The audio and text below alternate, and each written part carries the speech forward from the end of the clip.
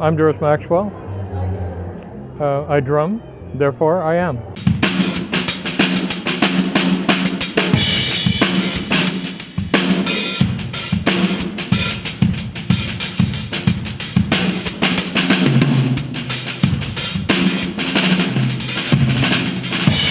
You're wondering if I still have it? You haven't earned the right to ask me the question. Fuck off.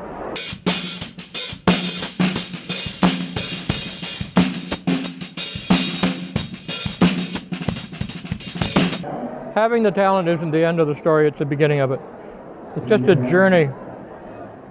And although it may not sound like it, I mean, I'm being asked questions and I'm responding honestly. I don't have a script. You ask me, you have the nerve to ask, I'll tell you what I think. Trust me.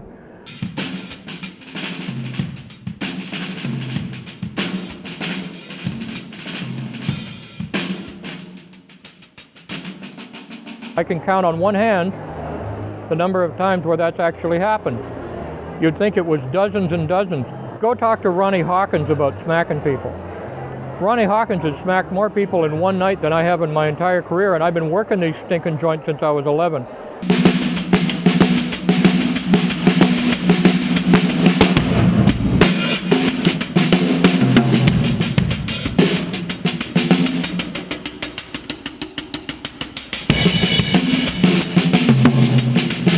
The Speakeasy or the Marquee in London, England in 1968. I was there with Bobby Taylor and the Vancouvers. Jimmy used to play with Bobby. So Jimmy heard we were in town. Sat in, played bass, not guitar. Flipped it over constantly for the whole time that he was playing. And when we were finished the set, he followed me into the corner, which is my trick. I always find the darkest, quietest corner in the place I'm working. And he asked me to join his band. I was brought up to honor the contracts that you signed. You don't better deal people 5 minutes later. I was signed to Motown, so I told him that, so that was that. In hindsight, Motown could have cared less about me probably, and I should have done it, and who knows what would have happened. But of course, Jimmy was dead at 27, and I think anybody might be flattering themselves to think that they could handle the kind of success he had. Who knows, you know? And people that are really wounded, when they suddenly have a lot of power and a lot of success or whatever, they can really kind of flip out and start engaging in a lot of very destructive behavior. And I don't think that it's outside of the frame of possibility that I could have gone south in a very big way had I had that kind of success and the kind of the money and all the rest of it at that age. So maybe I was protected. I don't know. I don't worry about it. But it was a pretty cool stamp of approval. I mean, if you needed your parking validated by anybody as a player, I think getting it stamped by Jimi Hendrix pretty well takes care of that.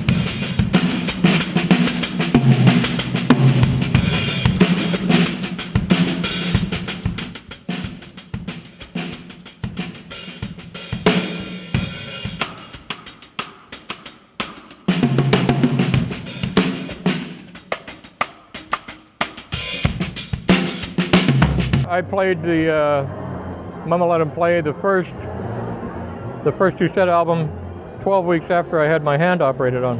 I broke my left hand in a car accident. And if you remember the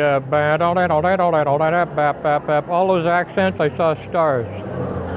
Because my hand was still, fresh out of physio. I had a crock pot of warm water on the left side of my kit that I dipped my hand into between takes.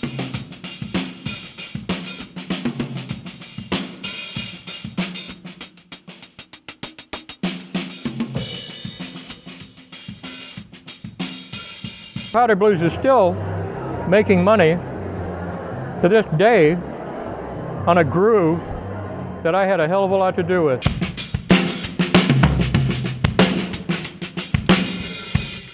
Somebody asked me when I'm having a good time in the music business. I said, well, my sticks are moving. Robbie King and I were the musical blood that ran through each other's veins for over 40 years. I loved Robbie dearly. I think just about everybody who ever knew Robbie did. But Robbie and I had a very special relationship in terms of creating some incredible music. We were in a number of bands together, did a lot of session work together. A lot of the older session players in Vancouver still are laughing about some of the stuff that went down between Robbie and I. Had some of the best laughs I've ever had, played some of the greatest music I've ever played with him. tragic loss. Miss him every day.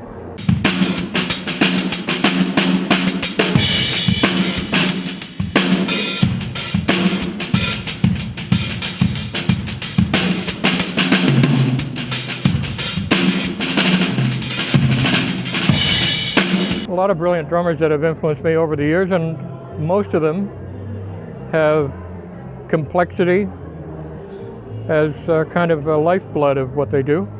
They understand polyrhythms and all kinds of interesting stuff like that. And I am also influenced by drummers from the other side of the world.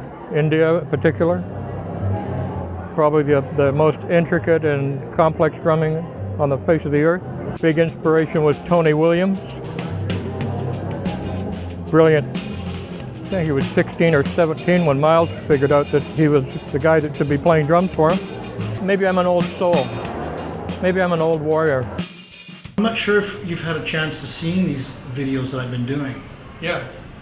What do you think of them? I love them. Do you like them? They're very interesting. It's entertainment. Yeah. Okay. Oh, well, it's more than that, I think. It's also very informative. You have an ability to catch people that in a relaxed frame of mind. They obviously trust you. Very big deal. No, I won't say it. Okay, I didn't think you would. You know what? I knew you wouldn't. I know what I will say. What will you say? I will say that I have nothing but affection and support and encouragement and energy for weekend warriors.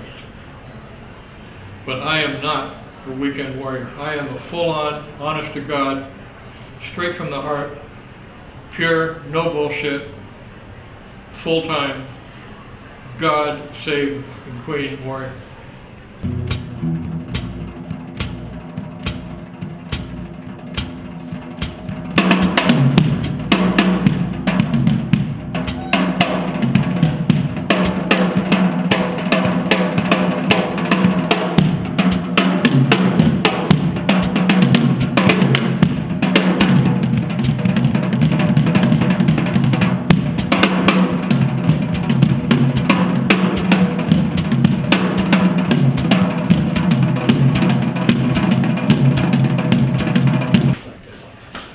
He ain't no fucking weekend warrior. I can tell you that right fucking now.